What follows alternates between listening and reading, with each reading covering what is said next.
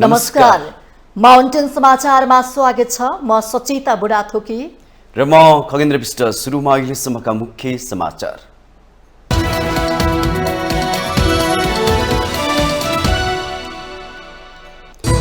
देशभर प्रचण्ड गर्मी मापन भइरहेको बेला संसदमा नेताहरूले आफ्नो सम्मान मापन गर्दै जनताले सरकार हराएको सूचना निकाल्नुपर्ने अवस्था आयो।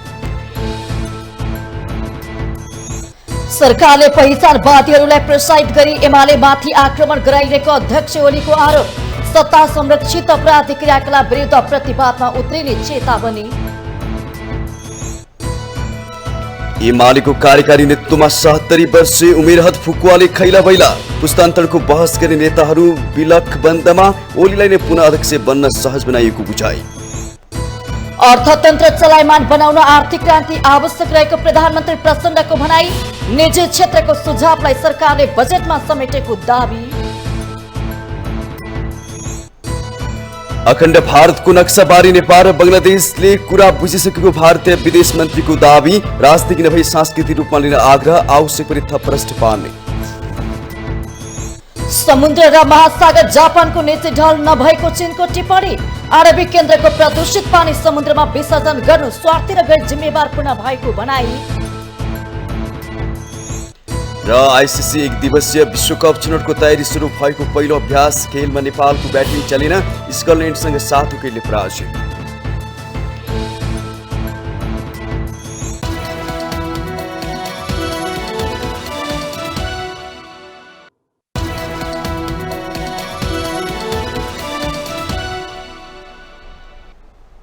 अब समाचार विस्तारमा। पछिल्ला केही दिन यता जनजीवन प्रभावित हुने गरी मुलुकभर तापक्रम अचानक बढेको छ। तापक्रम 40 देखि 44 डिग्री सेल्सियसको हाराहारीमा पुग्दा सर्वसाधारणको दैनिकी नै खलबलिएको छ। अस्पतालमा बिरामीहरूको लर्को लाग्न थालेको छ। ज्याला मजदुरी गरेर साँझ बिहानको छाक टार्नेहरू त झन् दोहोरो मारमा परेका छन्। गर्मीले देशैभरको जनजीवन अस्तव्यस्त हुँदा पनि सरकार भने सर्वसाधारण नागरिकको समस्यामा आँखा चिम्लेर बसेको छ। एक रिपोर्ट। संसदमा प्रधानमन्त्रीको भारत भ्रमणलाई लिएर आरोप प्रत्यारोप जारी रहेको बेला तराई मधेस लगायत देशका विभिन्न भूभागमा प्रचण्ड गर्मीका कारण जनजीवन निकै कष्टकर बनेको छ। केन्द्रमा बेतुकका विषयमा राजनीतिक सरगर्मी बढेको बेला तराईका भूभागहरूमा बढेको तापक्रमले तातो हावा र लू चलिरहेको छ। गर्मीले तराई मधेसका स्थानीयवासीको दैनिकी सकसपूर्ण बन्दा पनि त्यसतर्फ सरकारको ध्यान जान सकेको छैन। अहिले तराई मधेसका बजारहरू सुनसान देखिन थालेका छन्। मानिस मात्र नभई चराचुरुङ्गी र जनावरले पानी तथा शीतल खोजिरहेका छन्। गर्मीका कारण दैनिक ज्यालादारी गरी खाने वर्गलाई निकै समस्या पर्न थालेको छ। तराई मधेसमा अत्याधिक तापक्रम मापन भएका समाचार बाहिर आइरहेको बेला संसदमा निर्लज्ज भएर माननीयहरूले आफ्नो मान सम्मान मापन गरिरहेका छन्। जनताको जीवन कष्टकर बनेको प्रति सरकारको चासो नदेखिनु गैर जिम्मेवारीको पराकाष्ठ हो। यति बेला वायुमण्डलीय तापक्रममा वृद्धि भएसँगै तातो हावा चल्दा सर्वसाधारणलाई घर बाहिर निस्कन समस्या भएको छ। शैक्षिक संस्था र सरकारी कामकाज समेत प्रभावित भएका छन्। गर्मीकै कारण विभिन्न रोग बढ्दा अस्पतालहरू बिरामीले भरि भराउँछन्। झाडा पखाला, बान्ता र भाइरल रुगाखोकीका बिरामीको चाप तराई मधेसका अस्पतालमा ठेगिन सक्नु छ। तराईमा जस्तै काठमाडौँ उपत्यकामा पनि एकाएक गर्मी बढेको छ। घाम अत्याधिक चर्किँदा मानिसहरूलाई सडकमा हिँड्न समेत नसक्ने स्थिति उपत्यकामा नै महसुस गर्न सकिन्छ। अर्कोतर्फ पानी पर्न छोडेको र चर्को घामले चैते धानबाली सुक्ने त्रासमा किसानहरू छन्। गर्मीले किसानको बिजोग हुने अवस्था देखिएको छ। अचम्म लाग्ने कुरा के छ भने विदेशमा बिजुली बेच्ने बारे संसदमा चर्काचर्की भइरहेको बेला विद्युतको नियमित आपूर्ति नहुँदा तराई मधेसमा गर्मीको प्रभाव झनै बढेको छ। तराई मधेसका धेरैजसो जिल्लाहरूमा 40 देखि 44 डिग्री सेल्सियससम्म अधिकतम तापक्रम मापन गरिएको छ र आगामी केही दिनसम्म देशभरिको तापक्रमको अवस्था तथा विश्लेषण अनुसार तराईका धेरैजसो भूभागमा अधिकतम र न्यूनतम तापक्रम क्रमिक रूपमा बढ्दै जाने बारे जल तथा मौसम पूर्वानुमान महाशाखाले सचेत गराइसकेको छ। यस्तो बेला सरकारले अस्पतालहरूमा औषधिको कमी हुन नदिन ध्यान दिनुपर्ने हो। गर्मीले ज्यालादारी काममा जान नसक्नेहरूलाई गाँसबासको व्यवस्था मिलाउनु पर्ने हो। वृद्ध वृद्धा र बालबालिकाहरू गर्मीमा सबैभन्दा बढी प्रभावित भएका छन्। उनीहरूका समस्याबारे सरकार गम्भीर हुनुपर्ने बेला जनताले सरकार हराएको सूचना निकाल्नुपर्ने अवस्था आएको छ।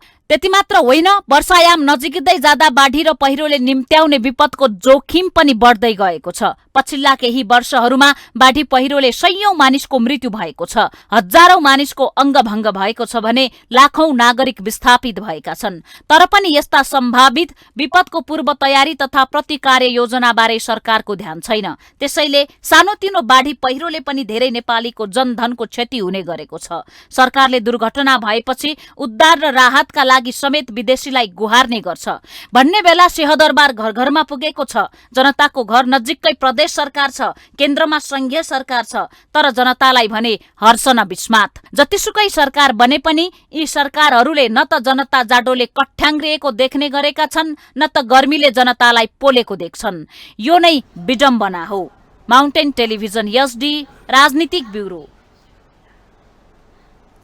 नेकपा एमालेका अध्यक्ष केपी शर्मा ओलीले सरकारले पहिचानवादीहरूलाई प्रोत्साहित गरी एमालेमाथि आक्रमण गराइरहेको आरोप लगाउनु भएको छ। बिहिबार पार्टी केन्द्रीय कार्यालय च्यासलमा नेकपा एकीकृत समाजवादी पार्टी परित्याग गरी एमालेमा समाहित भएका मुकुन्द नेउपाने सहितका नेता कार्यकर्तालाई स्वागत गर्दै उहाँले यस्तो आरोप लगाउनु भएको हो। अध्यक्ष ओलीले पहिचानवादीका नाममा एमालेमाथि देशभरि नै हमला भइरहेको भन्दै कोशी प्रदेशमा सत्ता संरक्षित आपराधिक घटनाहरू भइरहेको दावी गर्नुभयो। उहाँले पहिचानवादीका नाममा सत्तापक्ष नै मुठभेड गराउन लागि परेकाले अब एमाले प्रतिवादमा उत्रिने चेतावनी दिनुभयो। एमाले पहिचानका नाममा भइरहेका अपराधिक क्रियाकलापको सामना गर्ने अध्यक्ष ओलीको भनाइ थियो। उहाँले नेपाललाई जाति जातिका नाममा दंगा फसाद गराउने षड्यन्त्रबाट प्रधानमन्त्री प्रचण्डले पहिचानको बीज फैलाउने कोसिस गरे पनि सफल नहुने ठोकुवा गर्नुभयो। पहिचानवादको संरक्षक पुष्पकमल दाहालवादी भएको भन्दै प्रचण्ड पथ देशद्रोही र आपराधिक पथ भएको अध्यक्ष ओलीको जिकिर थियो। प्रचण्डले खोज्या हो देशभरि बीचको आगो फैलाउन खोज्या हो पहिचानको राजनीतिका नाम, जात जातका राज्य, जात जातका नाममा राज्य, यो कोसिस गरेको हो, भड्काउन खोजेको हो, बिथोल्न खोजेको हो। प्रचण्ड असफल भए। अब अर्कोतिरबाट प्रचण्डहरूको यसमा प्रत्यक्ष संलग्नता देखिन्छ। तमासा झट्का यस्तो अनुहार झट्कार्दा उसको बेग्लै बेग्लै बेग्लै चेहरा फट फट फट जति बेला जस्तो चाहियो त्यस्तो खालको। अध्यक्ष ओलीले प्रधानमन्त्री दाहालले कोशी प्रदेशको नाम आफै सहमतिका साथ राखेर देशमा आन्दोलन भड्काउन फेरि पहिचानवादीको पक्ष लिइरहेको बताउनुभयो।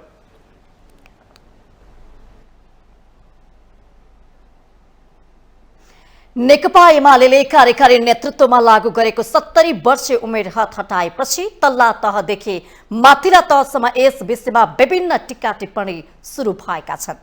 महाधिवेशनबाट पारित विधानमै व्यवस्था भएको 70 वर्षीय उमेर हद सम्बन्धी व्यवस्था सचिवालय बैठकबाट संशोधन गरेपछि पार्टीभित्रै दुई मत देखिएको छ। आखिर किन हटाइयो उमेर हद? हेरौं यो रिपोर्ट। नेकपा एमाले 2071 सालमा भएको 9औं महाधिवेशनले पार्टीको सबै तहको कार्यकारी कमिटिको पदाधिकारी वा सदस्यमा निर्वाचित वा मनोनित हुन 70 वर्ष उमेर पूरा नभएको हुनुपर्ने व्यवस्था गरेको थियो। यो व्यवस्थालाई निरन्तरता दिने कि नदिने भन्ने विषयमा एमाले भित्र छलफल हुँदै आएको थियो। तर अब भने एमाले आफ्नो विधानको धारा 64 मा भएको उमेर हद सम्बन्धी प्रावधान नै हटाउने निष्कर्षमा पुगेको छ। यसअघि एमाले गरेको प्रावधानमा सबै तहको कार्यकारी कमिटिको पदाधिकारी वा सदस्यमा निर्वाचित वा मनोनित हुन 70 वर्ष उमेर पूरा नभएको हुनुपर्नेछ। विधान पार्टीको मूल कानून हो, यसैका आधारमा पार्टी चल्छ।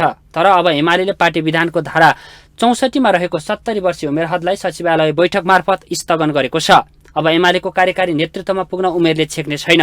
उमेर हद हट्ने भएसँगै 72 वर्षीय केपी शर्मा ओलीलाई पुनः अध्यक्ष बन्ने बाटो खुलेको छ भने वरिष्ठ उपाध्यक्ष ईश्वर पोखरेल, उपाध्यक्षहरू सुभाष नेमुवाङ, अष्टलक्ष्मी साक्य, रामबहादुर थापा बादल र युवराज ग्याउलीलाई पनि पुनः नेतृत्वमा रहिरहन मार्ग प्रशस्त गरेको छ। विधानमै उल्लेख गरेको उमेर हद हटाउने सम्मको निर्णयलाई एमाले नेता भीम आचार्य भने सहमत छैनन्। एउटा पार्टी मात्रै होइन सबै पार्टीमा प्रावधान हुनुपर्छ भन्छु म चाहिँ, किनभने सधैँभरि र्याल सिँगान चाहिँ चुहाएर अनि पार्टीको नेतृत्व गरिरहने तरिकाले देश उँभो लाग्दैन। न पार्टीले नै त्यो नेतृत्व गर्न सक्छ। अब त्यो पुरानो पुस्ताले रिभोल्युसन गर्यो र जे जति योगदान दियो अहिलेसम्म गर्यो। अब चाहिँ के अरे नयाँ खालको भिजन, नयाँ खालको दृष्टिकोण, नयाँ खालको योजना, नयाँ खालको नेतृत्व आवश्यक छ। एमालेमै रहेका तर पार्टी विभाजनपछि एमाले छाडेका नेताहरू पुनः एमाले फर्किने क्रम जारी रहेको छ। फर्किने अधिकांश नेता 70 वर्ष आसपासका छन्। वामदेव गौतम पनि उमेर हटाए एमालेमा फर्कने सार्वजनिक रूपमै अभिव्यक्ति दिइसकेका छन् भने मुकुन्द नेउपाने लगायत नेताहरू एमालेमै फर्किसकेका छन्। एमालेको यो निर्णयले पुस्तान्तरणको पालो पर्खिरहेकाहरूको चाहनामा आगो झोस्ने गरी आएको उमेर हद निलम्बनबारे कतिपय नेताहरू भने मुख खोलेर बोल्न सकेका छैनन्। जो चाहिँ सधैँ राजनीति नै गरिआयो, राजनीति क्षेत्रमै राजनीति सामाजिक आर्थिक उत्थान अथवा यो सामाजिक सेवामै बितायो, राज्यकै सेवामा बितायो, उहाँहरूसँग राज्य व्यवस्थाकै अनुभवहरू बढी भएको हुनाले अन्यत्र क्षेत्रमा योगदान दिनुभन्दा राजनीतिमै योगदान चाहिँ अलिकति बढी होला। तर पनि अब उहाँहरू सल्लाहकारको भूमिकामा रहेर त्यसरी अगाडि बढ्नुहुन्छ जस्तो लाग्छ। राजनीतिक विश्लेषक पुरुषोत्तम दाहाल भने एमालेले उमेर हद सम्बन्धी गरेको व्यवस्था सकारात्मक रूपमा लिनुपर्ने बताउनुहुन्छ। उमेरले के हुन्छ भने उमेरको कुरा होइन, उपद्रव गर्ने कति छन्। सबभन्दा उमेरवाला युथ नयाँ मान्छे, नयाँ पुस्ताका मान्छे छैनन्। मैले किन यो कुरा भनेको भने उमेर महत्त्वको कुरा होइन, उसको अनुभव महत्त्वपूर्ण कुरा हो, उसको योग्यताको कुरा हो, उसको आचरणको कुरा हो, उसको क्षमताको कुरा हो, उसको विचारको कुरा हो, उसको प्रवृत्तिको कुरा हो। त्यसले नयाँपन दिने कुरा हो, अनुहारले नयाँपन दिने होइन। त्यसकारणले एमालेले जुन अहिले काम गरेको छ मलाई के लाग्यो भने उसको पार्टीको आवश्यकता होला। एमालेको उमेर हद हटाउने निर्णयले अध्यक्षमा ओलीलाई नै निरन्तरता दिने योजना हो भन्ने कुरामा कुनै दुई मत छैन, किनकि एमालेमा ओली पछिको अध्यक्ष को बन्ने भन्ने टुङ्गो छैन। तर ओलीको निरन्तरताका नाममा संशोधन हुने उमेर हद सम्बन्धी व्यवस्थाले पुस्तान्तरणको चर्को नारा लगाउने नयाँ पुस्ताका नेताहरूलाई अब नेतृत्वमा पुग्न भने आकाशको फल जस्तै हुने देखिन्छ। माउन्टेन टेलिभिजन एचडीका लागि बटुकराज गिरीको रिपोर्ट। प्रधानमन्त्री पुष्पकमल दाहालले देशको अर्थतन्त्रलाई चलायमान बनाउन आर्थिक क्रान्ति गर्नुपर्ने बताउनु भएको छ। बिहिबार बुटवल पाल्पाको लुम्बिनी केबल कारको उद्घाटन समारोहलाई सम्बोधन गर्दै उहाँले यस्तो बताउनु भएको हो। उहाँले महामारीको मारमा परेका व्यवसायीहरूलाई राहत दिने गरी तथा शिथिल बन्न पुगेको देशको अर्थतन्त्रलाई थप चलायमान बनाउने गरी निजी क्षेत्रको सुझावलाई आगामी वर्षको बजेटमा समेटेको दावी गर्नुभयो। उहाँले सरकार निजी क्षेत्रको साथमा रहेको बताउनुभयो। पर्यटन क्षेत्रको बहुआयामिक विकासका निम्ति भैरवा र पोखरा अन्तर्राष्ट्रिय विमानस्थल नियमित सञ्चालन, होटल तथा पर्यटन पूर्वाधार निर्माण, सुरक्षा प्रबन्ध एवं पर्यटनको बसाई लम्ब्याउन आवश्यक प्रबन्ध मिलाउने सरकारको लक्ष्य रहेको बताउनुभयो। रोकिएको घर जग्गा कारोबारलाई सुचारू गराइएको र यसले अर्थतन्त्र चलायमान बनाउन ठूलो मद्दत पुग्ने प्रधानमन्त्री प्रचण्डले विश्वास व्यक्त गर्नुभयो। अर्थतन्त्रलाई चलायमान बनाउन, उद्योग व्यवसायलाई सङ्कटबाट जोगाउन, रोकिएको घर जग्गा कारोबारलाई सुचारू गर्ने निर्णय गरिसकिएको छ। यसले अर्थतन्त्र सुधारका क्षेत्रमा महत्त्वपूर्ण योगदान पुग्ने विश्वास लिइएको छ। तर पछिल्लो समयमा आर्थिक प्रणालीमा व्यावसायिक चक्रभन्दा सम्पत्तिको मूल्य वृद्धि चक्र हावी हुनु दुःखद छ। कृषि, म्यानुफ्याक्चरिङ, उद्योग एवं वास्तविक सेवा क्षेत्रको वृद्धि दरलाई उच्च बनाएमा मात्र त्यसको आधारमा वित्तीय क्षेत्र बलियो र स्थिर हुन सक्दछ। पूर्व उपप्रधान तथा अर्थमन्त्री विष्णु प्रसाद पौडेलले गौतम बुद्ध अन्तर्राष्ट्रिय विमानस्थल, बुटवल नारायणी सडक खण्ड विस्तार जस्ता परियोजनालाई निरन्तरता दिन जरुरी रहेको बताउनुभयो। सुरुङ मार्गको कुरा गरौँ, चाहे हामीले बुटवलदेखि गुरुसिंहसम्मको सडकलाई 6 लेनमा स्तरोन्नति गर्ने कुरा गरौँ, यस्ता महत्त्वपूर्ण आयोजनाहरू जसले चाहिँ के भनेदेखि जुन आयोजनाहरू निर्माणाधीन अवस्थामा छन्, निर्माणको प्रक्रियामा छन्, प्रादेशिक तहको मेडिकल कलेज यही चाहिँ शङ्करनगरमा हामी निर्माण गर्दैछौँ। यी यस्ता महत्त्वपूर्ण पूर्वाधारहरू जसको महत्त्व केवल रूपन्देही वा पाल्पाको निमित्त मात्रै होइन, सिङ्गो देशका निमित्त छ। यी आयोजनाहरूको शीघ्र कार्यान्वयनमा भने राज्यको ध्यान जान सकोस्। लुम्बिनी केबल कार प्रणालीका अध्यक्ष चन्द्रप्रसाद ढकालले सङ्कटग्रस्त अहिलेको अवस्थामा लुम्बिनी केबल कारले महामारीबाट लडेको देशको अर्थतन्त्र धुलो टकटक्याउँदै उठेर तङ्ग्रिन खोजेको सन्देश दिएको बताउनुभयो। यो सफलता तोकिएको समयमा, तोकिएको बजेटमा, तोकिएकै गुणस्तरमा काम गर्न निजी क्षेत्र सक्षम छ भन्ने सन्देश र उदाहरण बन्न सकोस् भन्ने मेरो आशय पनि चाहिँ हो। अध्यक्ष ढकालले चीन र भारतबाट पर्यटक भित्याउन सके समृद्धि खोज्न धेरैतिर भौँतारी नै नपर्ने बताउनुभयो।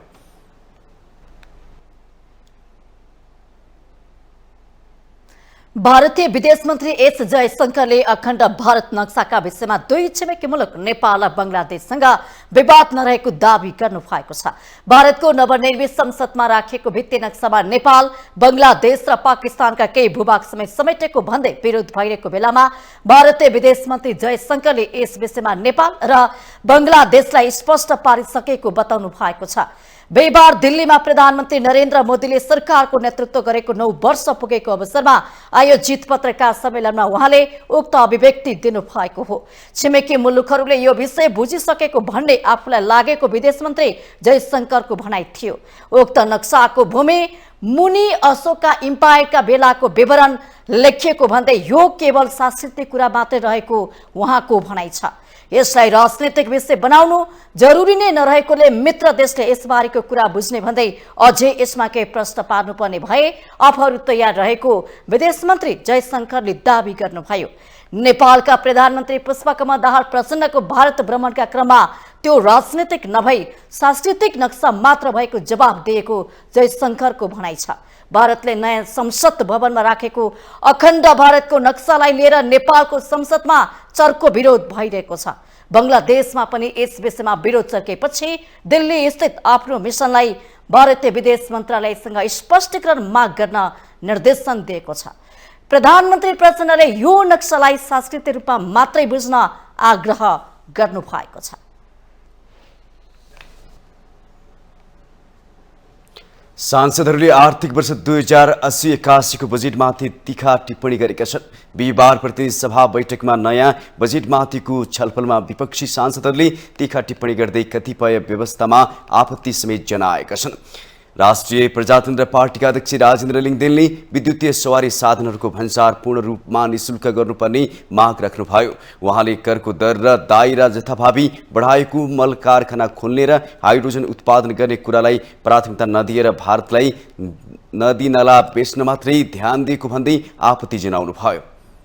हरायो, हाइड्रोजन उत्पादनको कुरा पनि हरायो र हामी खाली बिजुली कसरी भारतलाई जिम्मा लगाउने, त्यो पनि खोला नालाई जिम्मा लाउने, उत्पादन गरेको बिजुली लाउने होइन, खोला नालाई लाउने।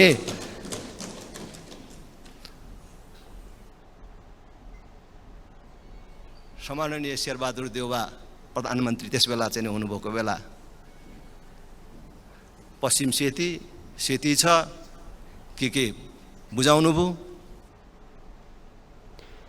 एमाले सांसद पृथ्वी सुब्बा गुरुङले बजेट पञ्चायतकालीन बजेटको रूपमा पुनरावृत्ति भएको टिप्पणी गर्नुभयो। बजेटमा प्रदेश र स्थानीय सरकारलाई दिनुपर्ने जति अधिकार नदिएको उहाँको आरोप थियो। जस्तै कर्मचारी यही सिंहदरबारमा थुपारेर, स्रोत सम्पत्ति स्रोत साधन सबै यही थुपारेर, धेरैभन्दा धेरै मन्त्रालय यही थुपारेर, विभागहरू यही थुपारेर, आयोगहरू सबै चाहिँ संरचना यही थुपारेर आज जसरी चाहिँ बजेट चाहिँ विनियोजन भएको छ, यो पञ्चायतको चाहिँ बजेटले जसरी प्रधान पञ्चायतलाई जे चाहिँ अधिकार दिएको हुन्छ, जति चाहिँ रकम छुट्याएको हुन्थ्यो त्यस्तै चाहिँ अधिकार पाउने कुराको हिसाब गर्दाखेरि यो बजेटलाई पञ्चायतकालीन बजेटको पुनरावृत्ति भयो भन्न सकिन्छ। यसैगरी एमालेका सांसद रघुजी पन्तले बजेट प्रधानमन्त्री, अर्थमन्त्री तथा कांग्रेस सभापतिको निर्वाचन जिल्लामा केन्द्रित भएको भन्दै आलोचना गर्नुभयो। बजेटमा गाममा हात हालेको छ, नुवाकोटमा घोप्ट्याएको छ, अर्कोले बजेटमा हात हालेको छ, गोर्खामा घोप्ट्याएको छ, अर्को यसो छेउमा चाहिँ तिमीहरूले मात्रै घोप्ट्याउने, यो सबै जुटाइदिने त मै हुँ भनेर मादल बजाएर बसिरहेको छन् डडेलपुर आएका बुढा, उनका नि घोप्ट्याइदिएको छ लौला त भनेर। अरू सब हेरे प्रधानमन्त्री र अर्थमन्त्रीलाई आएको छ लड्के जो भन्, चौतारीमा बसेर तपाईँहरू गीत गाउनुहोस् मायालु भनेर एकले अर्कोलाई हेरेर। तर जनताको लागि र अरू निर्वाचन क्षेत्रका लागि मैले भनेको कुरा तपाईँहरू समर्थन गर्न सक्नुहुन्न सत्ता पक्षको मान्नेले, तर भित्रभित्र चाहिँ यसले ठिकै भन्यो है भन्ने लागिरहेको छ। सत्य त यही हो। देशको प्रधानमन्त्री निर्वाचन क्षेत्रको प्रधानमन्त्री हुँदैन। बजेट खन्याएर मात्रै चुनाव जितिने भए चितौन छोडेर गोर्खा किन जानु पर्थ्यो? सरकारको नेतृत्व गरिरहेको नेकपा माओवादी केन्द्रका सांसद पूर्णबहादुर घरतीले आगामी आर्थिक वर्षका लागि ल्याइएको बजेटले संवैधानिक व्यवस्थालाई सम्बोधन गर्ने लक्ष्य नराखेको भन्दै आलोचना गर्नुभयो। बजेट केन्द्रीकृत मानसिकताबाट आएको उहाँले दावी गर्नुभयो। सरकारले विशेष ध्यान दिन जरुरी छ। बिपीको घरवास र जमिनको न्यायिक वितरणको कुरा होस् या पुष्पलालको घाँसबास कपास शिक्षा स्वास्थ्य र रोजगारमा नैसर्गिक अधिकारको कुरा किन नहोस्, हाम्रो संविधानमा उल्लेखित समाजवाद उन्मुख राज्य व्यवस्था र स्वाधीन आत्मनिर्भर अर्थतन्त्रको कुरालाई बजेटले केही उठान गरे पनि यसको कार्यान्वयन पक्ष भने स्पष्ट हुन सकेको छैन। सांसदहरूले बजेट केवल सरकारको आय र व्ययको अनुमानको फेरिस्त नभएर देश र जनताको भविष्य निर्माण गर्ने मार्ग हुनुपर्ने तर्क गरेका थिए।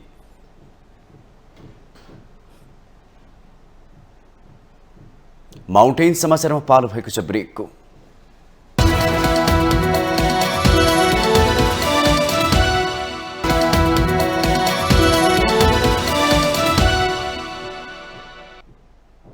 ब्रेकपछि पुनः स्वागत छ। अब बाँकी समाचार। प्रतिनिधि सभा बैठकमा सांसदहरूले बढ्दो गर्मीले जनजीवनमा परेको असरदेखि काठमाडौँ उपत्यकामा भूमिगत पानी पुनर्भरण लगायतका विषय उठाएका छन्। व्यवहार सुन्ने समयमा सांसद डीपी अर्यालले काठमाडौँ उपत्यकामा भूमिगत पानी तान्ने काम मापदण्डभन्दा विपरीत भइरहेको भन्दै यसलाई पुनर्भरण गर्न माग गर्नुभयो। सन् 1990 मा जापानी संस्था जाइकाले 4 वर्ष लगाएर काठमाडौँ उपत्यकामा भूमिगत पानीको अवस्थाबारे अध्ययन गरेको थियो। अध्ययनबाट पानीको सतह 10 मिटर घटेको पाइएपछि जाइकाले हरेक दिन 1.5 करोड लिटर भन्दा बढी भूमिगत पानी नतान्न सिफारिस गरेको थियो। सभामुख महोदय, तर अहिले झण्डै 9 गुणा अर्थात् दैनिक 13 करोड लिटर भन्दा बढी पानी तान्ने गरिएको छ। यसबारे सरकारवाला निकायले जवाफ दिनुपर्छ कि पर्दैन, कि जति पनि तान्न मिल्ने हो। अझ अचम्म त के छ भने जसले जति पानी ताने पनि शुल्क भने वार्षिक 20,000 रुपियाँ मात्रै तोकिएको छ। सांसद तेजुलाल चौधरीले दिन प्रतिदिन 40 डिग्री सेल्सियस भन्दा माथि तापक्रम पुगेको भन्दै तराईका विद्यार्थीहरू समस्यामा परेको सरकारको ध्यानाकर्षण गराउनु भएको छ। त्यसमा 40 डिग्रीदेखि माथि गर्मी भइसकेको छ। तराई मधेसका समुदाय विद्यालयहरूमा 90% जस्ता पस्ताको छाना छ। त्यो जस्ता पस्ताको छाना को सट्टामा ढलान गर्न जोरदार माग गर्न चाहन्छु। साथै त्यो जस्ता पस्ता व्यवस्था रहन्जेलसम्म फ्यान र बत्तीको व्यवस्था गर्न आग्रह गर्न चाहन्छु। धन्यवाद। सांसदहरूले गर्मीमा लोड सेडिङ भइरहेकोमा गुनासो पनि गरेका छन्। यहाँमा नेपालगञ्जमा बत्ती कटौती भएर त्यहाँ जनतालाई बसिन सक्नु भएको छ। नेसनल ग्रिडलाई व्यवस्थित गरेर नेपालगञ्जमा बत्ती नकट्ने, यो गर्मीयामा बत्ती नकट्ने व्यवस्था सरकारलाई यहाँबाट आदेश होस् भन्ने म अनुरोध गर्न चाहन्छु। प्रत्येक दिन 44 डिग्री भन्दा माथि तापक्रम भइरहेको छ। यस्तो अवस्थामा विद्युत आपूर्ति सहज छैन। छिनछिनमा लोड सेडिङ हुने, छिनछिनमा बत्ती जाने। अर्को कुरा, त्यहाँका जनताहरूलाई अहिले तातो हावा गर्मीको कारणले गर्दाखेरि लूको सम्भावना, लू लाग्ने सम्भावनाहरू बढी छ। यस्ता खालका रोगहरू छन्। हिँड्दा हिँड्दै मान्छेहरू बेहोस भएर बाटैमा ढलिरहेका छन्। घरि बिपी बढ्छ, घरि घट्छ, त्यस्तो खालको परिस्थितिको त्यहाँ अवस्था छ।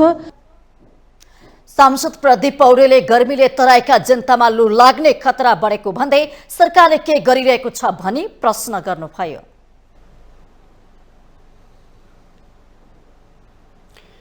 राष्ट्रिय स्वतन्त्र पार्टीका सभापति रवि लामिछानेले संसदमा आत्मालोचना गर्नुभएको छ। बिहिबार प्रतिनिधि सभाको बैठकमा बोल्दै लामिछानेले प्रधानमन्त्रीको भारत भ्रमणको विषयमा संसदमा जे नहुनुपर्ने थियो त्यही भएको स्वीकार्दै आफ्नो पार्टीको तर्फबाट भएको गलत बहसमा आफूले आत्मालोचना गर्ने प्रश्न पार्नु भएको हो। भैँसी र राँगाको विषयमा बहस गरेर 5 वर्ष गुजार्नु नहुने भन्दै यस विषयमा 70 प्रतिपक्षीय वाद विवादमा लाग्दा लज्जित भएको उहाँको भनाइ थियो। 5 महिना अगाडि बहस गरौँ र त्यस बहसबाट निस्किएको निष्कर्ष, चाहे त्यो मुखमा त्यो निष्कर्ष निस्किएको भोलिपल्ट सरकार ढलोस्, जसुकैको सरकार बनोस्, सत्ता पक्ष प्रतिपक्ष बनोस्, प्रतिपक्ष सत्ता पक्ष बनोस्, तर त्यो नीति फेल हुनु भएन। यदि नेपाली जनतालाई हामीले हृदयमा राखेका हौँ, साँच्चै नै यो देशको मुहार फेर्नका लागि यहाँ आएका हौँ भने यो काम गरौँ, होइन आफ्नो र आफ्नाका मुहार फेर्न आएको हो भने यसै गरी चलाउँ, 5 वर्ष बिताउँ, तर हामी चाहिँ अनुहार देखाउन लायकका हुने छैनौँ। देशको मुहार जस्ताको तस्तै, तर राजनीतिज्ञको मुहार कति धेरै चम्किलो भएको छ हेर्नुहोस् त। किनकि हामीले जनताका मुद्दालाई चुनावका बेलामा मात्र सम्झ्यौँ, चुनाव पछाडि बिर्स्यौँ। सभापति लामिछानेले आफ्नो पार्टी नागरिकता विधेयकको विपक्षमा नभएको स्पष्ट पार्दै विरोधमा रहेको भाष्य प्रमाणित गर्न खोजिएको भन्दै दुःख व्यक्त गर्नुभयो। राष्ट्रपति रामचन्द्र पौडेलले नागरिकता विधेयक प्रमाणीकरण गर्दा गलत प्रक्रिया अपनाएको उहाँको जिकिर थियो। सभापति लामिछानेले राजसभा जन्मसिद्ध नागरिकका सन्तानले र एकल आमाका सन्तानले नागरिकता पाउनुपर्छ भन्नेमा दृढ रहेको बताउनुभयो। मलाई नागरिकले नागरिकता नपाउनुको पीडा थाहा छ, साँच्चै नै थाहा छ। नेपाली नागरिक नागरिकताबाट वञ्चित हुनु हुँदैन, त्यो उसको नैसर्गिक अधिकार हो। जन्मसिद्ध नेपाली नागरिकका सन्तान र एकल आमाहरूका सन्तानको नागरिकताको अधिकार मेरो र तपाईँको जति नै सुनिश्चित छ हुनुपर्छ। सभामुख महोदय, नागरिकता विधेयकको प्रक्रियाको विरोध गर्दा आफ्नो पुतला जलाइएको भन्दै उहाँले आपत्ति जनाउनुभयो।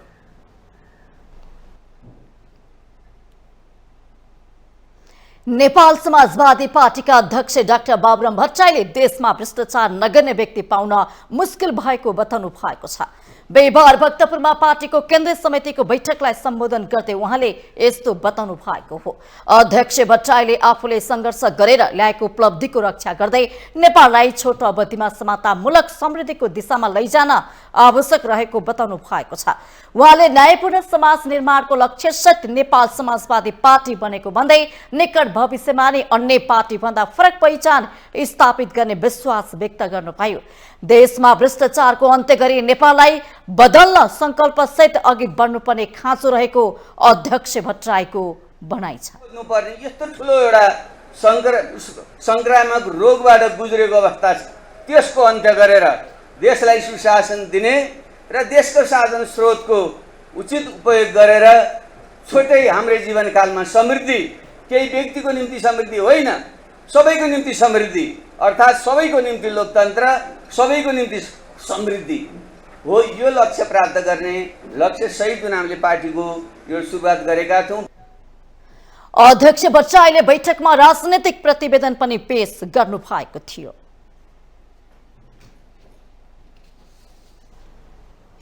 नेकपा एमालेका महासचिव शंकर पोखरेलले नयाँको नाममा सुरु भएको राजनीतिक यथास्थितिवाद र व्यापारिक पुँजीवादको पक्ष पोषण भएको टिप्पणी गर्नु भएको छ। पोखरेलले राजनीतिक दलहरू नीतिगत र वैचारिक रूपमा स्पष्ट भएर अघि बढ्न नसक्दाको परिणामस्वरूप केही पपुलिस्टहरू राजनीतिको विकल्पको रूपमा आउन खोजिरहे पनि सबै व्यापारिक पुँजीवादको पोषण पक्षधर रहेको टिप्पणी गर्नु भएको हो। महासचिव पोखरेलले समाजमा असन्तुष्टिको विकल्पका रूपमा पपुलिस्टहरू राजनीतिमा आउने गरे पनि परिवर्तनको आकांक्षालाई सम्बोधन गर्न र समाजका समस्या समाधान गर्न नसक्ने दावी गर्नुभयो। नेपालको राजनीतिक क्रान्तिको अपूर्णतालाई सम्बोधन गर्ने माध्यमका रूपमा हामीले आवधिक रूपमा सम्पन्न हुने चुनावलाई लिनुपर्दछ। त्यस अर्थमा चुनाव हाम्रा लागि अत्यन्त महत्त्वपूर्ण विषय हो। त्यो चुनावका लागि मात्रै होइन भन्ने कुरालाई बुझ्नु जरुरी छ। राजनीतिक क्रान्तिले ल्याउन नसकेको परिवर्तन सम्पन्न गर्ने अभियान चुनावका माध्यमबाट निर्वाचित भएका जनप्रतिनिधिको काँधमा रहन्छ भन्ने कुरालाई हामीले ठिक ढङ्गले आत्मसात गर्न सकेनौँ भने नेपाली समाजको विकास र रूपान्तरणको हाम्रो आकांक्षा पूरा गर्न सकिँदैन। तर दुर्भाग्यको कुरा हामीले नेपालका सन्दर्भको कुरा गर्दाखेरि चुनावलाई राजनीतिक परिवर्तनको माध्यमका रूपमा स्थापित गर्न सकेनौँ। राजनीतिक दलहरूले विचारधारात्मक जगमा नेपाली समाजलाई ध्रुवीकृत गर्ने प्रयास गरेको भए यस प्रकारका निराशाजनक स्थितिहरू उत्पन्न नहुने पोखरेलले तर्क गर्नुभयो।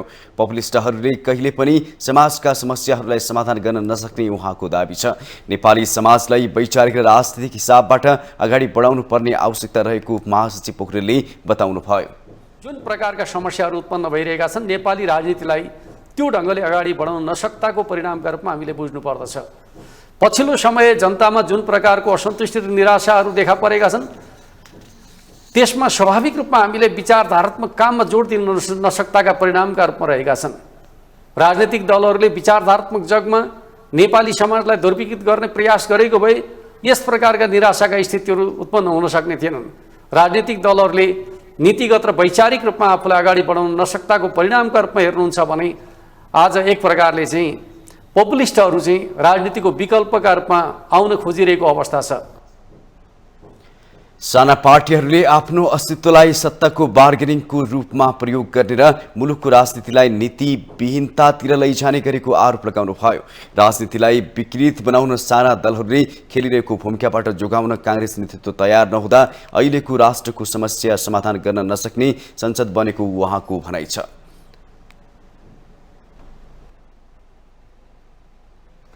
प्रधानमन्त्री प्रचण्डको भारत भ्रमणका क्रममा थप 2 जलविद्युत परियोजनामा हस्ताक्षर भएको छ। यो सँगै 4639 मेगावाट क्षमताको नेपालका 7 ठूला जलविद्युत परियोजना भारतीय कम्पनीका हातमा पुगेका छन्। लगानी अन्य मुलुकको भएमा विद्युत खरिद नगर्ने भारतको निर्देशका कारण चिनिया कम्पनीहरू लगानी गर्न हिचकिचाइरहेका छन्। यसबाट भारत नेपाली जलस्रोतमा एकाधिकार जमाउने कसरतमा रहेको संकेत गरेको छ। एक रिपोर्ट। भारतीय कम्पनी जीएमआरले जिम्मा लिएको माथिल्लो कर्णाली अलपत्र जस्तै छ। यति बेला नयाँ दिल्लीमा 679 मेगावाटको तल्लो अरुण र 480 मेगावाटको फुकोट कर्णाली जलविद्युत आयोजनामा सम्झौता भएको छ। भारतीय कम्पनीले बनाउने भनेका 7 मध्ये 4 पश्चिम सेती नदी 6, अरुण चौथो र फुकोट कर्णाली आयोजना सरकारले बिना प्रतिस्पर्धा दिएको हो। विगतको अनुभवले आयोजना ओगटेर बस्ने भारतको नियत अब दोहोरिँदैन भन्ने ग्यारेन्टी गर्न सकिँदैन। भारतीय कम्पनीले पाएका आयोजना मध्ये अरुण तेस्रोमा करिब 65% काम भइसकेको लगानी बोर्डले जनाएको छ। पश्चिम सेती र सेती नदी 6 मा पनि समय सीमा अनुसार नै काम भइरहेको बताइएको छ। पश्चिम सेती र सेती नदी 6 जलविद्युत आयोजना शेरबहादुर देउबाको पालामा सिधै वार्ता गरेर जिम्मा दिएको हो। तल्लो अरुणमा भने नेपाल विद्युत प्राधिकरणले 51% शेयर साझेदारी सहित एसजेभिएनलाई भित्राएको हो। फुकोट कर्णालीमा नेपालको विद्युत उत्पादन कम्पनीले 51% शेयर साझेदारीमै एनएचपीसीलाई भित्राएको छ। पश्चिम सेतीमा आयोजना अन्य मुलुकका कम्पनी हुँदै भारतीय कम्पनीसम्म पुगेको छ। यो आयोजना अस्ट्रेलियाली कम्पनी स्मेक, चिनिया कम्पनी 3 गर्जेज हुँदै भारतीय कम्पनी एनएचपीसीलाई दिएको हो। 50 को दशकको सुरुमै विश्व बैंकको समेत लगानीमा बनाउने भनेको अरुण तेस्रो आयोजना राजनीतिक खिचातानीको मञ्च भएर बन्न सकेन। लामो समयसम्म त्यसै रहेको आयोजनामा भारतीय कम्पनी एसजेभिएन भित्रिएको हो। नेपाली विद्युतको सबैभन्दा ठूलो र सहज बजार भारतलाई निर्माण जिम्मा दिनु सकारात्मक छ, तर नेपाली जलस्रोतमा एकाधिकार जमाउने भारतको नीतिप्रति सधैँ चनाखो र सजग हुन आवश्यक छ। भारतले सीमापार विद्युत व्यापार निर्देशिकामा ऊर्जा सम्झौता नभएका मुलुकको लगानी भएका आयोजनाबाट बिजुली खरिद नगर्ने शर्त राखेको छ। त्यही नियतका कारण नेपाली जलविद्युतमा भारत बाहेकका अन्य देशको लगानी खुम्चिने गरेको छ। नेपालको विद्युत भारत र चीन बाहेकका मुलुकमा निर्यात सम्भव छैन। चीन निर्यात पनि सहज छैन। चीन जोड्ने प्रसारण लाइन हालसम्म अध्ययनकै चरणमा छ।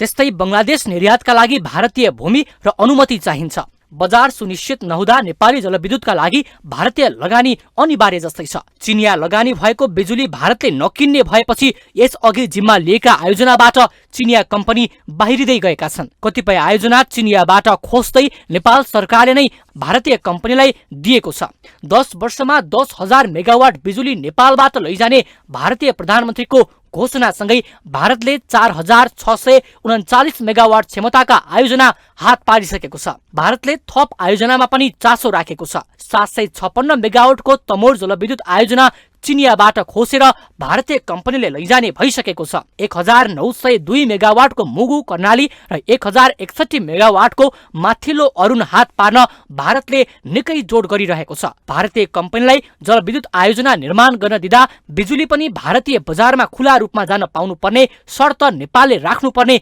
सरोकारवालाहरूको सुझाव छ। आयोजना निर्माणमा भारतीय लगानी भित्राउँदा दीर्घकालीन असरका बारेमा गम्भीर हुनै पर्छ। पानी बगेर खेर जानु भन्दा सदुपयोग उचित भए पनि भारतीय लगानी आउँदा उत्पादित विद्युत बिक्रीका लागि भारतमा खुला पहुँच हुनुपर्ने विज्ञहरूको भनाइ छ। माउन्टेन टेलिभिजन एसडीका लागि आशिष रेग्मीको रिपोर्ट। अर्थमन्त्री डाक्टर प्रकाश चन्द्र महतले जलाशययुक्त दुधकोशी जलविद्युत परियोजनामा लगानी प्रक्रिया अगाडि बढाउन एसियाली विकास बैंकलाई आग्रह गर्नुभएको छ। बिहिबार अर्थ मन्त्रालयमा माथिल्लो अरुण जलविद्युत परियोजनामा लगानी जुटाउन विभिन्न दात्री निकायका प्रतिनिधिसँग भएको छलफलमा अर्थमन्त्री महतले जलाशययुक्त दुधकोशी जलविद्युत परियोजनामा पनि लगानी प्रक्रिया अगाडि बढाउन आग्रह गर्नुभएको हो। उहाँले सुक्खा याममा भारतबाट बिजुली आयात गर्नु परेको उल्लेख गर्दै नेपाललाई धेरै जलाशययुक्त योजनाहरू आवश्यक रहेको बताउनुभयो।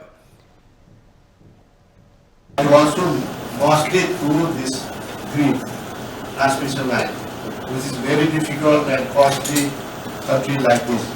In coming years, what we have seen is our debt burden is increasing, and that is cutting on our capacity for financing capital expenditure.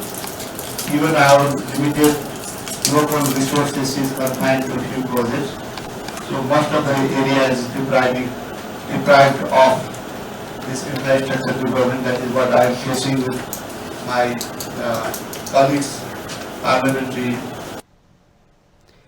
1061 megawatt क्षमताको अर्ध जलाशययुक्त माथिल्लो अरुण जलविद्युत परियोजनामा लगानी जुटाउन विश्व बैंक, एसियाली विकास बैंक, जाइका, जर्मनी सरकार, OPEC fund, European Union, European लगानी bank, Kuwait fund, German, Norway, Saudi विकास फण्ड लगायतका दात्री निकायका प्रतिनिधिहरूसँग छलफल भएको हो।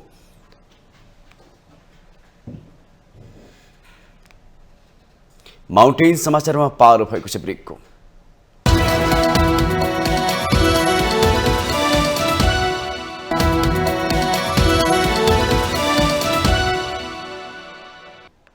ब्रेकपछि पुनः स्वागत छ। अब बाँकी समाचार।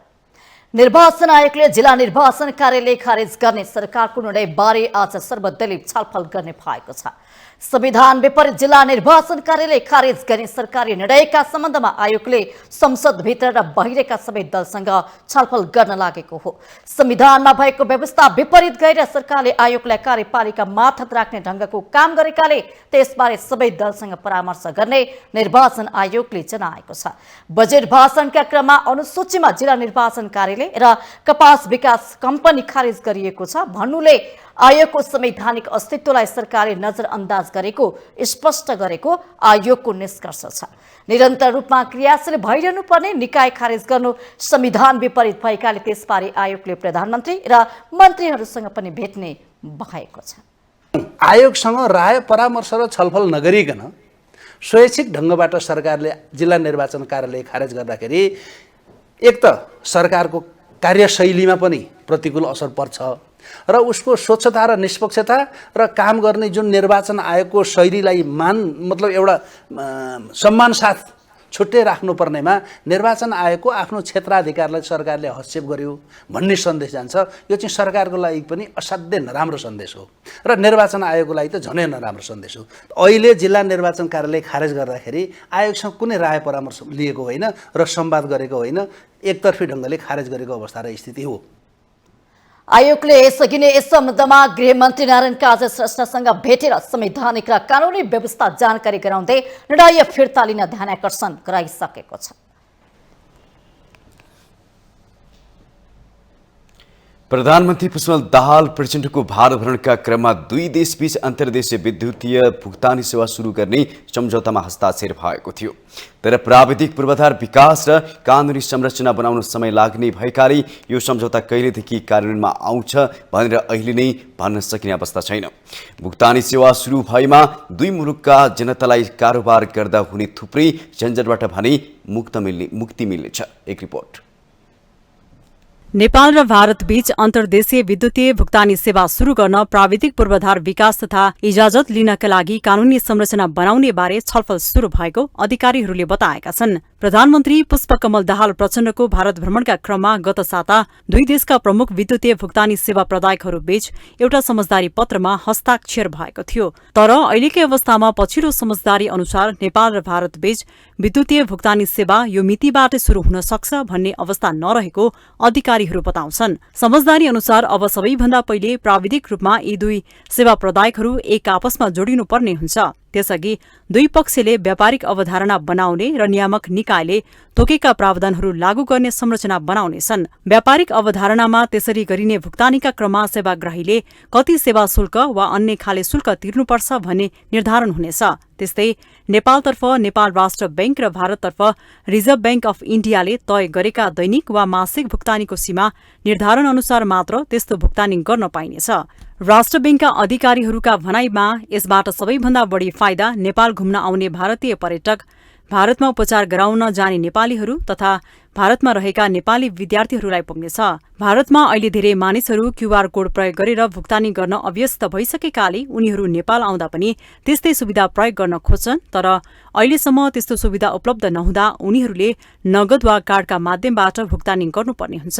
यद्यपि नयाँ समझदारी अनुसार पूर्ण सम्झौता भएर त्यो कहिलेदेखि लागू हुन्छ र प्रयोगकर्ताले प्रयोग गर्न पाउँछन् भने तय भइसकेको छैन। आइतबार आर्थिक मीडिया सञ्चालक संघका पदाधिकारीहरूसँगको भेटमा गभर्नर महाप्रसाद अधिकारीले समझदारी कार्यान्वयनका लागि एउटा कार्यदल बनेको र त्यसले काम गरिरहेको बताउनु भएको थियो। नेपालबाट भारतमा र भारतबाट नेपालमा रेमिट्यान्सको ठूलो हिस्सा आदान प्रदान हुने गर्छ। विद्युतीय बनाउँदा त्यस्तो रेमिट्यान्स आदान प्रदान हुँदा अहिलेको लागतमा 50% लागत कटौती गर्न सकिनेछ। नेपालमा 100 दर माथिका भारू नोट वैध छैनन्, त्यसैले गर्दा भारतीय पर्यटकहरूले नेपाल आउँदा ठूलो मात्रामा नोट बोक्नुपर्ने बाध्यतामा थिए। नेपालबाट भारतमा उपचार गराउन जानेका लागि र भारतमा अध्ययनरत विद्यार्थीका लागि रकम पठाउन समेत सहज हुनेछ। राष्ट्र बैंकले भारतको केन्द्रीय बैंकसँग वर्षेनी ठूलो मात्रामा नगद नै किनेर ल्याउने गरेको छ। विद्युतीय भुक्तानी शुरू भएपछि त्यसरी नोट नै किनेर ल्याउँदा लाग्ने खर्चदेखि अन्य समस्याको समाधान हुन सक्छ। माउन्टेन टेलिभिजन एसडीका लागि विद्या तामाङको रिपोर्ट। संघीय मामिला तथा सामान्य प्रशासन मन्त्री अमरलाल मोदीले संघीय निजामती सेवा ऐन लेखन काम सकेको जानकारी दिनुभएको छ। व्यवहार मन्त्रालयमा आयोजित पत्रकार भेटघाटमा उहाँले संघीय निजामती सेवा ऐन लेखिसकेको जानकारी दिनुभएको हो। सरकारवाला सबै पक्षसँग विभिन्न समयमा छलफल गरी लेखन सरकार ऐन अर्थ मन्त्रालय र कानून मन्त्रालयमा पठाइएको मन्त्री मोदीको भनाइ छ। प्रधानमन्त्रीज्यूको स्पिड अनुसार मैले संघीय निजामती सेवा ऐन बनाउने काम गरेँ।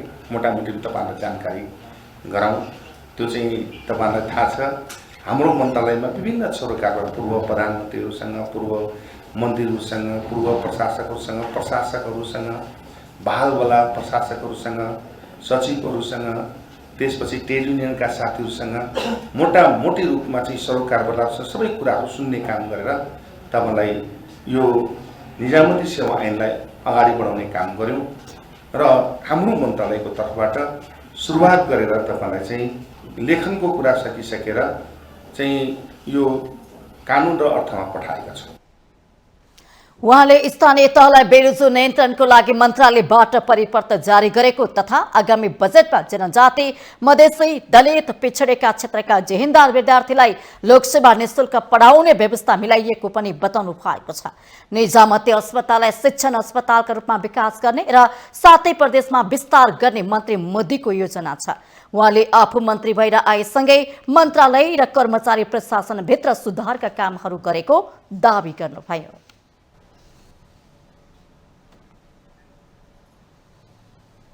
राष्ट्रिय मानव अधिकार आयोग नेपाल र कतारको मानव अधिकार समिति बीच 3 वर्षको सम्झौता भएको छ। काठमाडौँमा सम्झौता पत्रमा हस्ताक्षर भएको हो। अब नेपालबाट रोजगारीको लागि कतार पुगेका नेपालीहरूको मानव अधिकार हनन भएको बारेमा त्यहाँ स्थित कतारको मानव अधिकार समितिमा उजुरी दिन सकिनेछ। राष्ट्रिय मानव अधिकार आयोग नेपाल कायम सचिव मुरारी प्रसाद खरेलले कतारको मानव अधिकार समिति र नेपालको मानव अधिकार आयोगको बीच 3 वर्षको लागि भएको सम्झौताले कतारमा काम गर्ने नेपाली कामदारहरूको हक र अधिकार संरक्षणका लागि महत्त्वपूर्ण हुने बताउनुभयो। उहाँले कतारमा भएका नेपालीहरूको मानव अधिकार हनन भए नेपाली भाषामा नै उजुरी दिन सकिने र त्यहाँ नेपाली डेस्क सञ्चालनमा ल्याउने पनि जानकारी दिनुभयो। जो कतारमा काम गर्दछन् उनीहरूको हक र अधिकार संरक्षण गर्नका लागि त्यहाँको मानव अधिकार समितिले कसरी सरकारसँग सहकार्य गर्न सक्छ भन्ने विषय चाहिँ यो मुभीमा चाहिँ प्रमुख रहेको थियो। त्यसमा खास गरी द्विपक्षीय सहयोगको कुराहरू छ, त्यसमा द्विपक्षीय सूचनाहरू आदान प्रदान गर्ने कुराहरू छ र त्यहाँ रहेका नेपाली कामदारहरूको मानव अधिकार उल्लङ्घन भएमा अथवा त्यहाँ चाहिँ समस्या परेमा ती आयोगहरूले चाहिँ कसरी अनुगमन गर्ने र ती सरकारलाई र त्यहाँका कम्पनीहरूलाई कसरी जवाफदेही बनाउने र उनीहरूको मानव अधिकार संरक्षण गर्नको लागि चाहिँ जवाफदेही बनाउने विषयहरू प्रमुख रहेका छन्। कतारको मानव अधिकार समितिसँग राष्ट्रिय मानव अधिकार आयोगले सम्झौता गरेको यो दोस्रो पटक हो र सन् 2015मा पनि समितिसँग सम्झौता भइसकेको बताउनु भयो।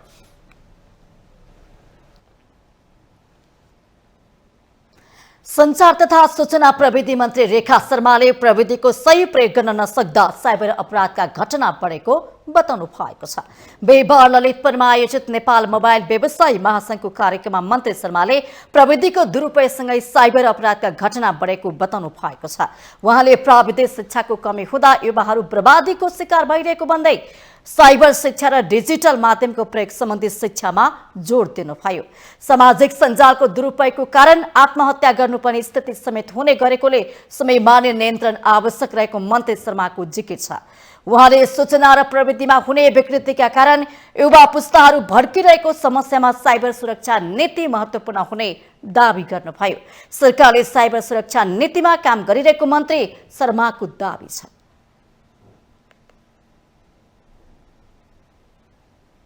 कस्तो मान्छेलाई हामीले हाम्रा पासवर्डहरू दिन हुन्छ, कस्तालाई दिन हुन्न भन्ने कुरा पनि थाहा छैन। यो सबै कुराहरू थाहा नपाउँदाखेरिमा यसबाट आउने फेरि विकृति विसङ्गति लगायतका थुप्रै कुराहरू जति पनि छन् ती कुराहरूबाट फेरि हाम्रो युवा पुस्ता भड्किएर पनि गइरहेको छ। त्यसकारण यसको सही सदुपयोग गर्न र हाम्रो युवा पुस्तादेखि लिएर सबै हामी यसको फेरि गलत प्रवृत्तिको शिकार पनि नबनौँ भनेर अगाडि बढ्नको निम्ति राज्यको जिम्मेवारी लिएर हामी बसेका छौँ। यति बेला सूचना प्रविधि मन्त्रालयमा म छु, राजस्व विभागबाट हाम्रो निर्देशकज्यू यहाँ आउनु भएको छ। हामी सबै नेपाल सरकार छ, प्रदेश सरकार छ, स्थानीय सरकार छ। मन्त्री शर्माले मोबाइलको विकाससँगै प्राविधिक शिक्षालाई पनि जनस्तरमा पुर्याउन आवश्यक रहेको बताउनु भएको छ।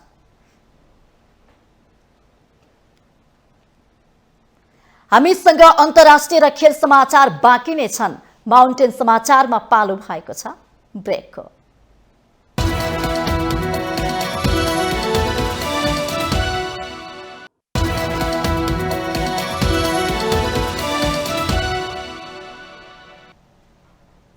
ब्रेकपछि स्वागत छ पालो आर्थिक समाचारको।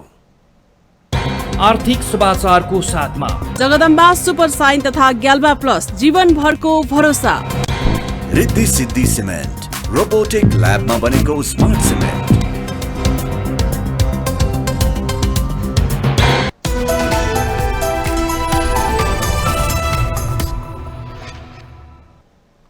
नेपाल जग्गा तथा आवास विकासका पदाधिकारी र नेपाल राष्ट्र बैंकका गभर्नर महाप्रसाद अधिकारी बीच भेट भएको छ। राष्ट्र बैंकको केन्द्रीय कार्यालय बालौटारमा बिहीबार भएको भेटमा घर जग्गा व्यवसायीहरूले वर्तमान अवस्थामा रियल इस्टेट सेक्टरले भोगिरहेको समस्या समाधानका लागि पहल गर्न गभर्नर अधिकारीसँग माग गरेका छन्। महासंघका अध्यक्ष भेषराज लोहनी नेतृत्वको टोलीले गभर्नर अधिकारीलाई loan to value ratio real estate कम्पनीहरूलाई 70% पुर्याउन माग गरेको छ। अहिले उद्देश्य नखोलेकाहरूको हकमा loan to value ratio Kathmandu उपत्यका भित्र 30 र बाहिरको हकमा 40% छ। उद्देश्य खुलेकाहरूको हकमा लोन टू भ्याल्यू रेसियो 60% नै भएको राष्ट्र बैंकले व्यवसायीहरूलाई स्पष्ट पारेको थियो। महासंघ टोलीले किस्ताबन्दीमा घर जग्गा किन्नेहरूको किस्ता मूल्याङ्कन बढाइदिन समेत माग गरेको छ। त्यसैगरी अहिले घर जग्गा क्षेत्रमा बैंक तथा वित्तीय संस्थाहरूले कर्जा प्रवाह गर्दा कायम जोखिम भार 150%लाई घटाएर 100% कायम गर्न आग्रह गरेका छन्। जवाफमा गभर्नर अधिकारीले घर जग्गा क्षेत्रमा आगामी मौद्रिक नीतिले खुकुलो व्यवस्था गर्ने आश्वासन दिनुभयो। राष्ट्र बैंकले घर जग्गा क्षेत्रमा परेको असरलाई नजिकबाटै अनुभव गरिरहेको भन्दै गभर्नर अधिकारीले यसले निर्माण सम्बन्धी काम नै कम भइरहेको उल्लेख गर्नुभयो। व्यवस्थित रूपमा कम्पनी मार्फत घर जग्गा कारोबार गर्नुपर्छ भन्ने पक्षमा आफू रहेको गभर्नर अधिकारीको भनाइ थियो।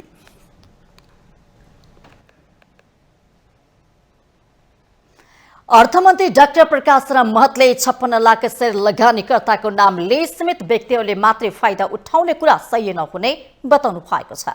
नेपाल धितोपत्र बोर्डको 31औं वार्षिक उत्सव कार्यक्रमलाई सम्बोधन गर्दै उहाँले यस्तो बताउनु भएको हो।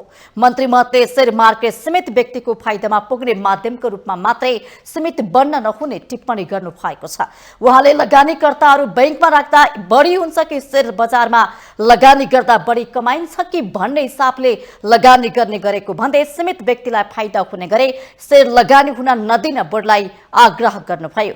शेयर बजारका हरेक क्रियाकलापलाई अटोमेटेड सिस्टम र पेपरलेस बनाएर लैजाने गरे अघि बढ्न आवश्यक रहेको मन्त्री महतको भनाइ छ।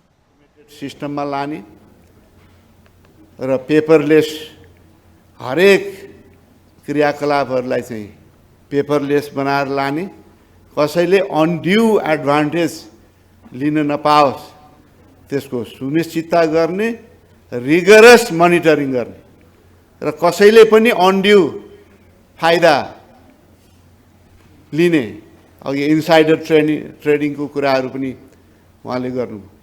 यी सबै कुरामा उच्च सतर्कता धितोपत्र बोर्डले निर्वाह गर्नेछ भन्ने मलाई लागेको छ।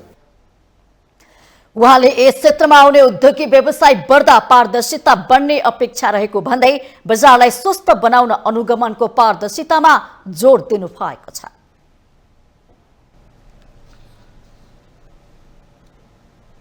अब पालो अन्तर्राष्ट्रिय समाचारको।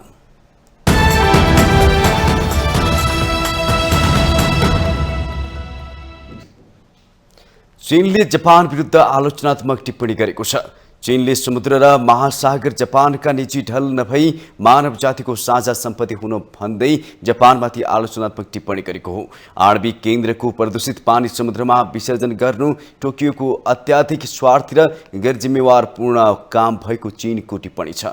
महासागर र समुद्रमा रेडियो एक्टिभ तत्त्वले प्रदूषित पानी विसर्जन गर्ने जापानको गैरजिम्मेवारीपूर्ण कामबारे बेजिङमा भएको नियमित पत्रकार सम्मेलनमा चिनिया विदेश मन्त्रालयका प्रवक्ता वाङ बेनबिनले उक्त टिप्पणी गर्नु भएको हो। जापान सरकारले फुकुशिमा दाइची आणविक ऊर्जा केन्द्रबाट निस्किने प्रदूषित पानी हानिकारक रहित भएको दावी गर्दै त्यसलाई समुद्रमा विसर्जन गर्नु न्यायोचित भएको तर्क गरिरहेको छ। जापानले त्यसलाई एकमात्र विकल्प भन्दै आए पनि तथ्यहरूले अन्यथा प्रमाणित गरेको चीनको भनाइ छ। जापानी मिडियाका अनुसार टोकियो इलेक्ट्रिक पावर कम्पनीद्वारा हालै जारी गरिएको एक प्रतिवेदनमा फुकुशिमा दाइची आणविक ऊर्जा केन्द्रबाट निष्कासन हुने पानी जापानको खाद्य सुरक्षा कानुनमा तोकिएको स्तरभन्दा अधिक रहेको उल्लेख छ। यदि आणविक केन्द्रबाट दूषित पानी जापानले भने जस्तै सुरक्षित छ भने त्यसलाई आफ्नै देशका तालतलैमा नछाडेर किन सुरुङ मार्फत समुद्रमा किन विसर्जन गरेको हो, प्रवक्ता वाङको प्रश्न छ।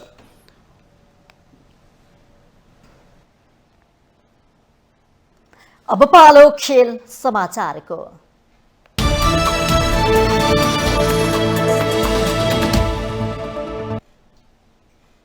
आईसीसी एक दिवसीय विश्वकप छनौटको तयारी स्वरूपको पहिलो अभ्यास खेलमा नेपाल स्कटल्यान्डसँग पराजित भएको छ। दक्षिण अफ्रिकामा भएको अभ्यास खेलमा नेपाललाई स्कटल्यान्डले 7 विकेटले हराएको हो। नेपालले दिएको 136 रनको लक्ष्य स्कटल्यान्डले 3 विकेट गुमाएर 29 ओभरमा 137 रन जोड्दै पूरा गर्यो। स्कटल्यान्डको जितमा ब्रेन्डन म्याकुमुलनले अभिजित 59 रनको अर्धशतकीय इनिङ खेले। रेचे बेरिङटनले अभिजित 41 रन बनाएका छन्। नेपालका गुलसन झाले 2 र सोमपाल कामीले 1 विकेट लिए। त्यसअघि टस हारेर पहिला ब्याटिङ गरेको नेपालले 28.5 ओभरमा अलआउट हुँदै मात्र 135 रन बनायो। नेपालका कुशल मल्लले सर्वाधिक 37 रन बनाए। उनले 26 बलमा 4 चौका र 2 छक्का प्रहार गरे। यस्तै ओपनर आसिफ शेखले 28, कुशल भुर्तेले 16 र दिपेन्द्र सिंह ऐरीले 13 रन बनाउँदा अन्य ब्याट्सम्यानले दोहोरो अङ्कमा रन जोड्न भने सकेनन्। स्कटल्यान्डका ब्रेन्डन म्याकुलम र ज्याक जार्भिसले 3-3 तथा सफ्यान शरीफले 2 विकेट लिए। विश्वकप छनौटको लागि नेपालले दक्षिण अफ्रिकामा अन्तिम तयारी गरिरहेको छ। नेपाली टोलीले दोस्रो अभ्यास खेल शनिबार नेदरल्यान्डसँग खेल्नेछ। माउन्टेन समाचारमा पालो भएको छ ब्रेकको।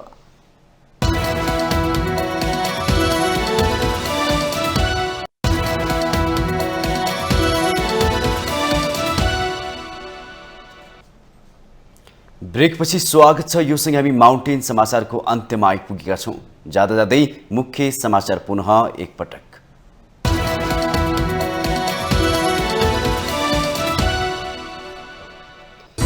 देशभर प्रचण्ड गर्मी मापन भइरहेको बेला संसदमा नेताहरूले आफ्नो सम्मान मापन गर्दै जनताले सरकार हराएको सूचना निकाल्नुपर्ने अवस्था आयो। सरकारले पहिचानवादीहरूलाई प्रोत्साहित गरी एमालेमाथि आक्रमण गराइरहेको अध्यक्ष ओलीको आरोप। सत्ता संरक्षित अपराधिक क्रियाकलाप विरुद्ध प्रतिवादमा उत्रिने चेतावनी। एमालेको कार्यकारी नेतृत्वमा 70 वर्षे उमेर हद फुकुवाले खैला बैला पुस्तान्तरणको बहस गर्ने नेताहरू विलख बन्दमा ओलीलाई नै पुनराध्यक्ष बन्न सहज बनाइएको बुझाइ। अर्थतन्त्र चलायमान बनाउन आर्थिक क्रान्ति आवश्यक रहेको प्रधानमन्त्री प्रचण्डको भनाई। निजी क्षेत्रको सुझावलाई सरकारले बजेटमा समेटेको दाबी। अखण्ड भारतको नक्साबारी नेपाल र बङ्गलादेशले कुरा बुझिसकेको भारतीय विदेश मन्त्रीको दाबी। राजनीतिक नभई सांस्कृतिक रूपमा लिन आग्रह, आवश्यक परे थप प्रष्ट पार्ने। समुद्र र महासागर जापानको निजी ढल नभएको चीनको टिप्पणी। आणविक केन्द्रको प्रदूषित पानी समुद्रमा विसर्जन गर्नु स्वार्थी र गैर जिम्मेवारपूर्ण भएको भनाई। र आइसिसी एक दिवसीय विश्वकप छनौटको तयारी सुरु भएको पहिलो अभ्यास खेलमा नेपालको ब्याटिङ चलेन। स्कटल्यान्डसँग 7 विकेटले पराजित।